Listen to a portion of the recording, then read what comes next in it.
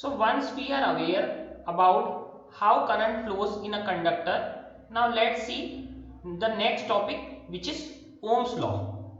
So this law was given by George Simon Ohms.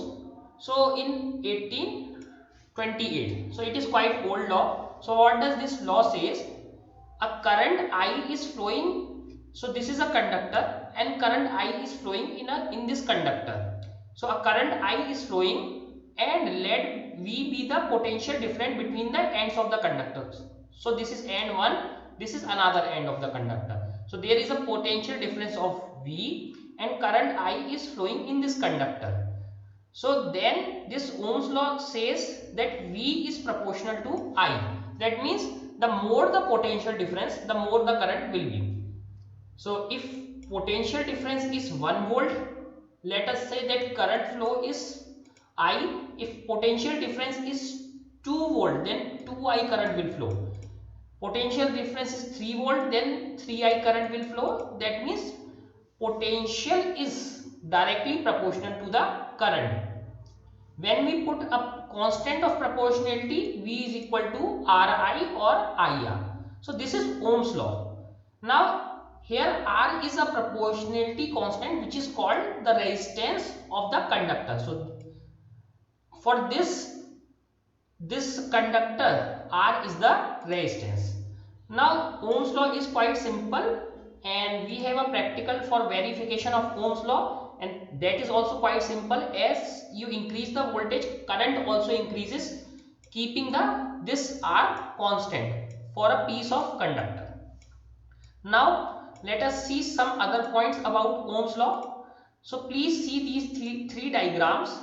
There are three diagrams: diagram A, diagram B and diagram C. What happens in each case? Now the symbol of this resistance is R and unit is ohms, which is represented by this Greek letter omega. This is capital omega. So Greek letter capital omega represents the resistance ohms. Now R not only depends on the material of the conductor but also depends on the dimension of the conductor.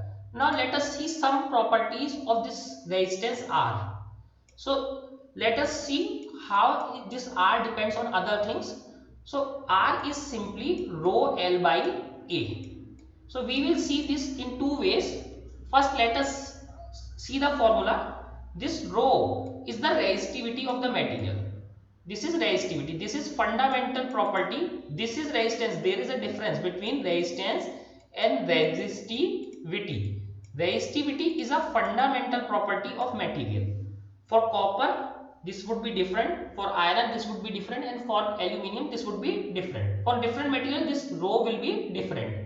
Now, rho is unique for a single material. For copper, rho is same.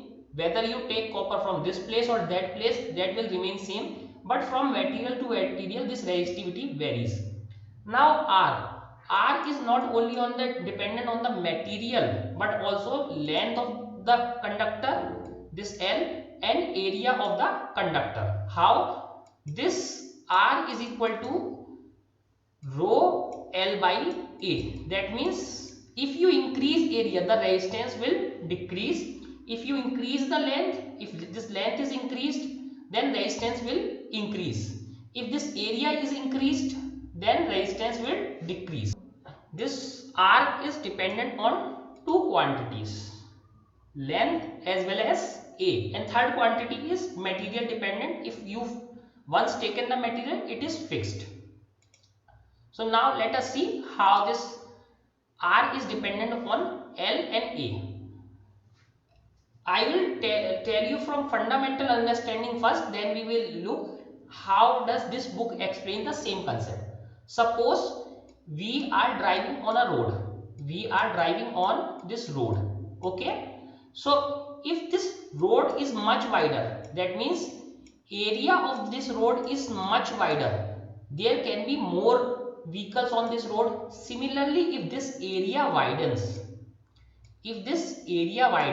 the resistance in the path of vehicle, that means movement restriction will be decreased. So same thing is here. Resistance is 1 by area. That means as the area increases, the resistance in the path of vehicles will be decreased.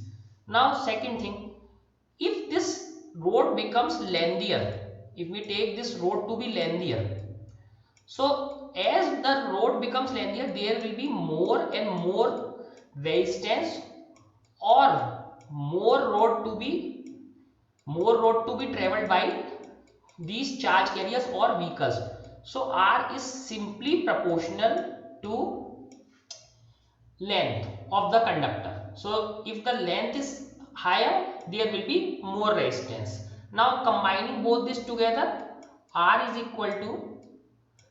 proportional to L by A, and there is a proportionality constant which is resistivity of the material. So similar to a normal road on which vehicles are driving, this resistance can also be understood on the same lines. Now let us see that what happens when we do according to the book. Now see these three diagrams. In diagram 1, a conductor is taken which has an area of A, cross sectional area, and length is L. Next time area is remaining same and two conductors of same length L and L has been joined together. That means total length has become 2L. Length has been doubled. In the next time length remains same, but the area of the conductor is divided into two parts, A by 2 and A by 2. So this conductor is made into two half pieces and they are separated. So area of single conductor is A by 2, and here in this case length is increased. So now let us see what happens in this case. Now consider a conductor satisfying this equation. Ohm's law, this is satisfying, to be in form of a slab. So there is a slab which has length L and cross sectional area A. First case, first figure. Imagine placing two such identical slabs side by side. So we have placed two slabs of length L side by side. So the length of combination is 2L. The current flowing through the combination is same, because current flow remains same. From this end current is starting and from this end current is exiting. The current flow through the combination is same as through of the slab if V is the potential difference at the end of first slab. So for maintaining the current, we know we have to maintain some potential. So let I current is flowing in this slab and same current is flowing in this slab. Now from this equation, previously in a single slab, V was the potential difference between the ends of this slab and current I was flowing. So for first slab, V is the potential difference. Similarly, V must be the potential difference for the second slab to maintain the same current. If there is no potential difference for second slab, there will be no current. Same current is flowing, then means V potential difference on the first slab and V potential difference on the second slab. So now difference. So this is the V is the potential difference across the ends of first slab and V is the also the potential difference across the second slab. Now since why V? Because second slab is also identical, same as slab 1. So same potential difference. Now current I flow through both of them. The potential difference across the end is clearly sum of the potential difference, because V potential difference on first slab and V potential difference on second slab. So total potential difference is 2V. So in this case the current through the combination is I, current remains same, and the resistance of the combination is RC. Let us say that resistance was RC.